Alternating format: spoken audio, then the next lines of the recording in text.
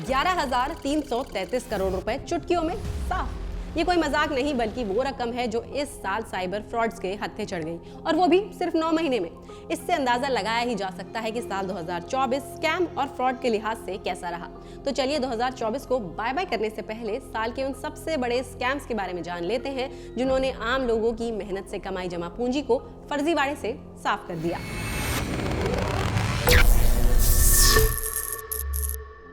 2024 में टेक्नोलॉजी से ठगने का एक ऐसा नया तरीका सामने आया जिसने लोगों को डरा धमकाकर ठगने का रास्ता चुना। स्कैम है डिजिटल अरेस्ट। डिजिटल अरेस्ट में ठग पुलिस की वर्दी में कॉल करते हैं। वीडियो में सब कुछ ऐसा ही दिखता है जैसे सचमुच का थाना ही हो। पुलिस की वर्दी में कॉल करने वाले अलग अलग तरीके से विक्टिम को डराते हैं और धमकाते हैं। इसके बाद उन्हें किसी से भी कांटेक्ट करने को भी मना करते हैं और इस तरह डरा धमकाकर और दबाव बनाकर पैसे ऐंठ लेते हैं। डिजिटल अरेस्ट का ये स्कैम किसी एक व्यक्ति या फिर किसी एक स्टेट तक ही लिमिटेड नहीं है। दिल्ली से लेकर महाराष्ट्र, कर्नाटक, उत्तर प्रदेश और बंगाल तक इस स्कैम का जाल फैला हुआ है। कुल मिलाकर देखें तो लोगों को धमकाने वाले साइबर फ्रॉड से 1,600 करोड़ रुपए से ज्यादा की ठगी हुई है।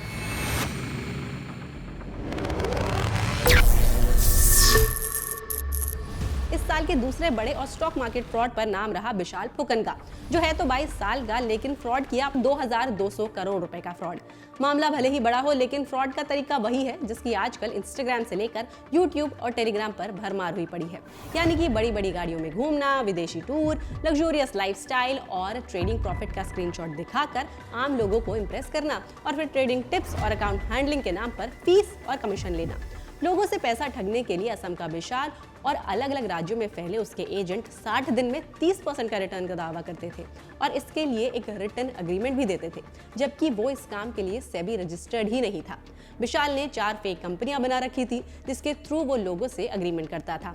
उसकी लग्जूरियस लाइफस्टाइल देखकर लोग भी फंसते चले गए और उसने सिर्फ 3 साल में अरबों की संपत्ति बना ली। हालांकि सितंबर में असम पुलिस ने विशाल को गिरफ्तार कर लिया और फ्रॉड में शामिल दूसरे लोगों की भी तलाश जारी है।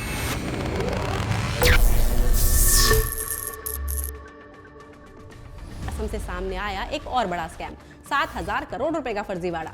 इस धोखाधड़ी को अंजाम दिया 29 साल के दिबांकर बर्मन ने। कैसे? बड़े ही फिल्मी अंदाज में। आपको हेरा फेरी की अनुराधा याद है? लक्ष्मी चिट फंड, 21 दिन में पैसा डबल। दिबांकर का फ्रॉड भी कुछ ऐसा ही था। दिबांकर डीबी ब्रोकिंग नाम से कंपनी चलाता था और अपने निवेशकों को वादा करता था कि उनको 1 महीने में 7%, 6 महीने में 50% रिटर्न मिलेगा और 1 साल में पैसा डबल। लोगों ने भी रिटर्न के लालच और सोशल मीडिया पर दिबांकर के लाइफस्टाइल की चमक दमक देखकर पैसा झोंक दिया। कुछ समय तक तो इन्वेस्टर्स को रिटर्न भी मिला, लेकिन फिर रिटर्न आना हुआ बंद और निवेशकों का पैसा गायब। और यहाँ भी जब निवेशक डीबी ब्रोकिंग के ऑफिस पहुंचे तो लक्ष्मी चिट फंड की तरह, अनुराधा की तरह ही दिबांकर हो गया 9-2-11 और ऑफिस पर मिला सिर्फ ताला। इस फ्रॉड में किसी के हजारों रुपए डूबे तो किसी के लाखों। हालांकि अब पुलिस ने दिबांकर बर्मन को अरेस्ट कर लिया है।